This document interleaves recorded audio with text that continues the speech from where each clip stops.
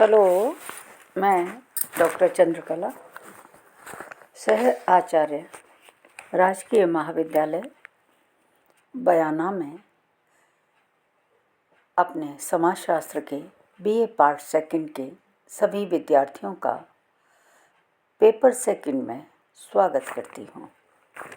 तो बच्चों, कल हमने देखा था सामुदायिक प्रोग्राम क्या है, सामुदायिक विकास कार्यक्रम क्या है।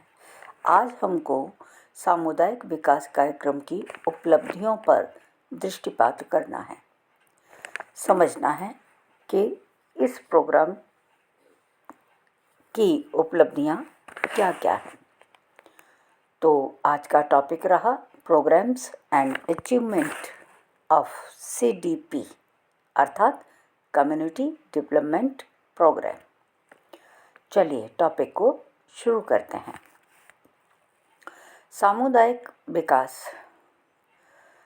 योजना के अंतर्गत जो विषय शामिल किए गए थे वे हैं कृषि, स्वास्थ्य, शिक्षा, पोषाहार, आवास एवं सामाजिक कल्याण से संबंधित विभिन्न कार्यक्रम इसमें सम्मिलित किए गए हैं। इसके कार्यक्रम एवं उपलब्धियां इस प्रकार हैं। पहला देखते हैं कृषि संबंधी कार्य। तो बच्चों, सामुदायिक विकास कार्यक्रम में नई एवं बंजर भूमि को कृषि योग्य बनाना, ये कार्य किया गया।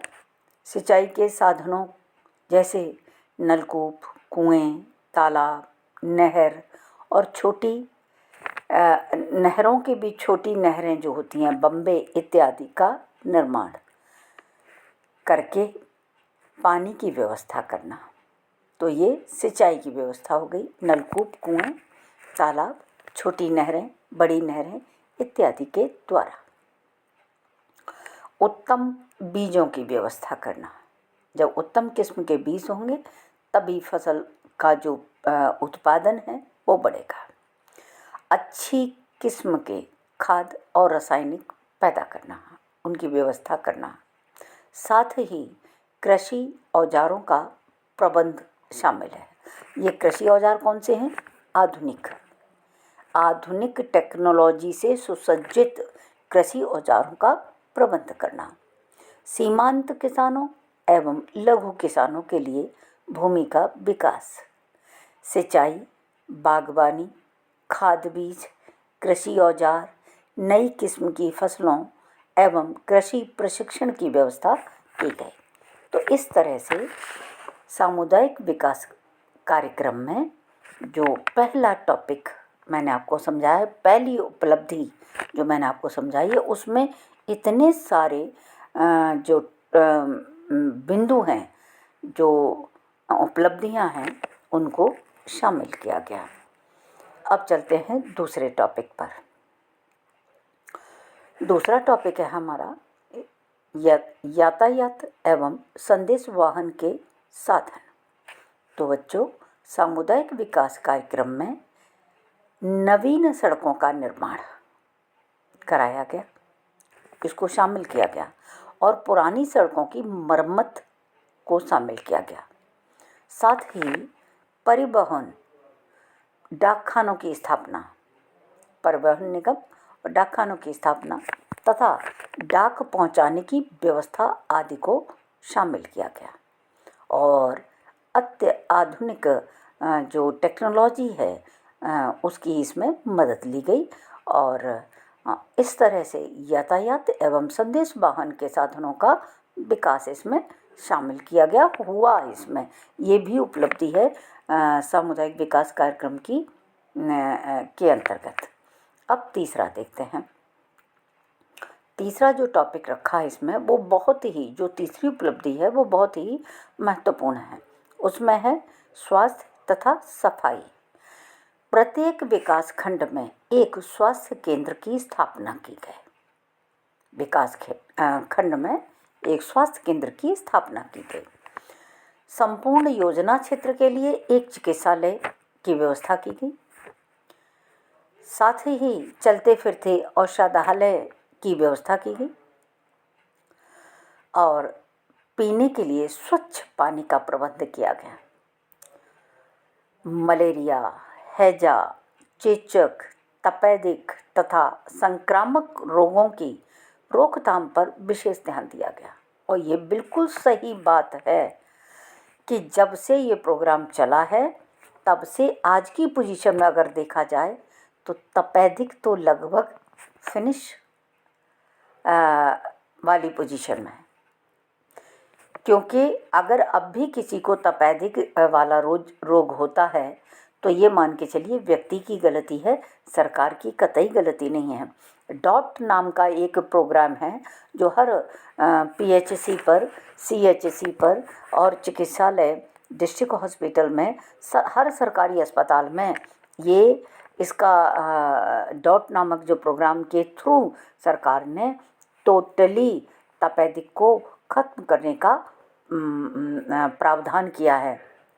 साथ ही पोलियो जैसे बीमारियां हैं, मलेरिया, हैजा, चेचक, इन सब के इतने वैक्सीन, इतनी दवाइयां उतारी हैं कि अब सवाल ही नहीं उठता कि इस तरह की बीमारियां हों।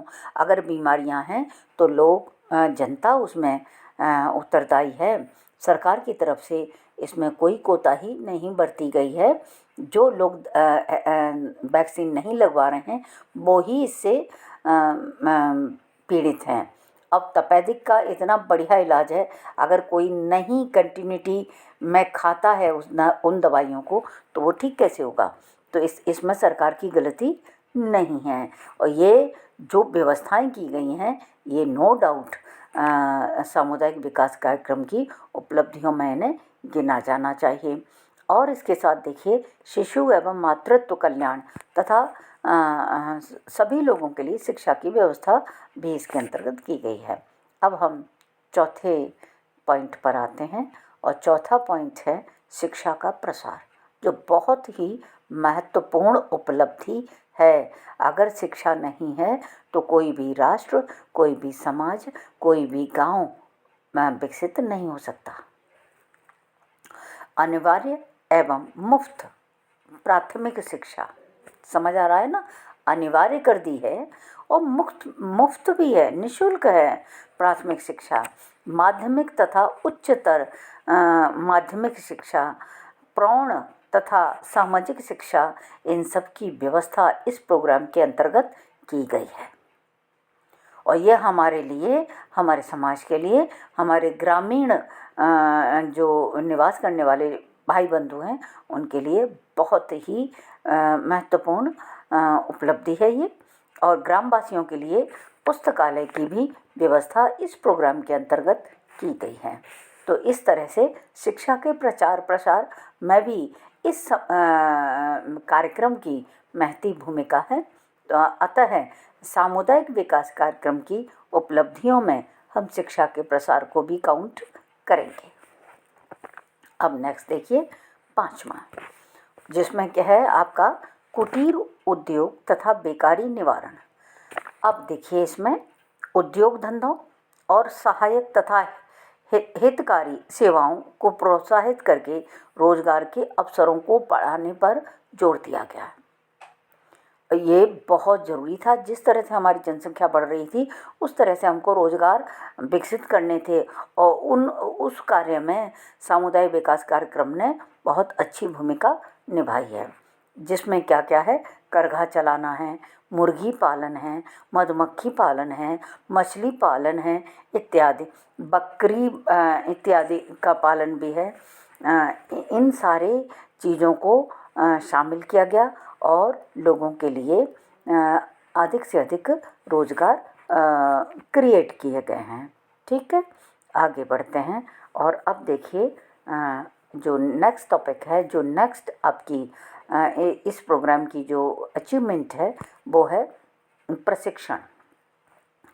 कारीगरों को प्रशिक्षण दिलाने की व्यवस्था भी इस प्रोग्राम में की गई है और लोगों को विभिन्न उद्योगों की जानकारी प्रदान करने के लिए, अब देखिए जितने भी कुटीर उद्योग जो जिला ग्राम उद्योग कार्यालय के थ्रू चलाए जा रहे हैं वहाँ कितने सारे हैं, लगभग 150, 200, 250 के आसपास कुटीर उद्योग हैं जिनमें सरकार प्रशिक्षण भी देती है, ऋण भी उपलब्ध कराती है, माल भी देती है, कच्चा माल उपलब्ध कराती है और तैयार माल के लिए मेले इत्यादि लगाती है। तो और क्या इसमें चाहिए। तो इन सारी चीज़ों से हमको ये पता चलता है कि सामुदायिक विकास कार्यक्रम में प्रशिक्षण के द्वारा जो जानकारी दी गई, उसके लिए बहुत सारे प्रशिक्षण केंद्रों की भी स्थापना की गई, जिससे जनता बहुत लाभान्वित हुई। नेक्स्ट में देखिए, नेक्स्ट में है मकानों की व्यवस्था।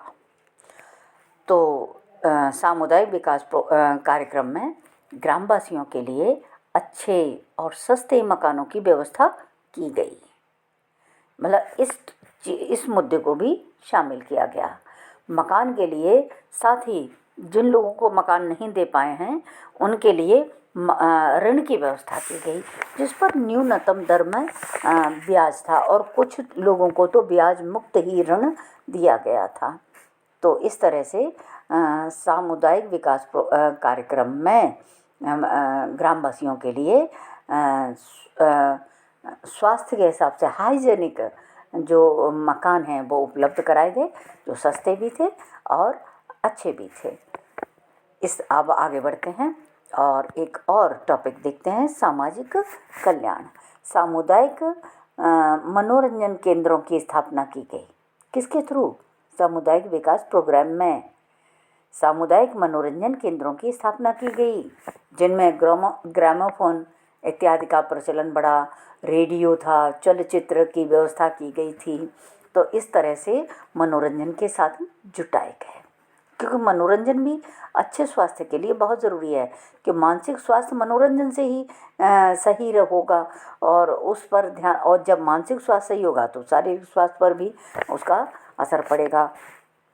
इस तरह सहकारी भंडारों की स्थापना तथा हाट, बाजार, मेले, खेल, तमाशे इत्यादि का भी भरपूर आयोजन कराया गया और ये भी शामिल है उपलब्धियों में।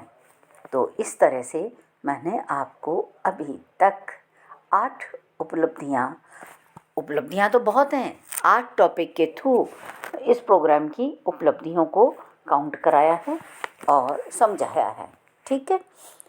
तो उपर्युक्त कार्यक्रमों के अतिरिक्त जनजातीय क्षेत्रों में भी कार्य किए गए हैं विकास के, पर्वतीय क्षेत्रों में भी विकास के कार्यक्रम जारी हैं।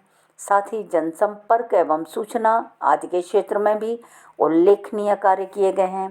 काम के बदले अनाज योजना के अंतर्गत गांव में रोजगार उपलब्ध कराने के विशेष प्रयत्न किए गए हैं।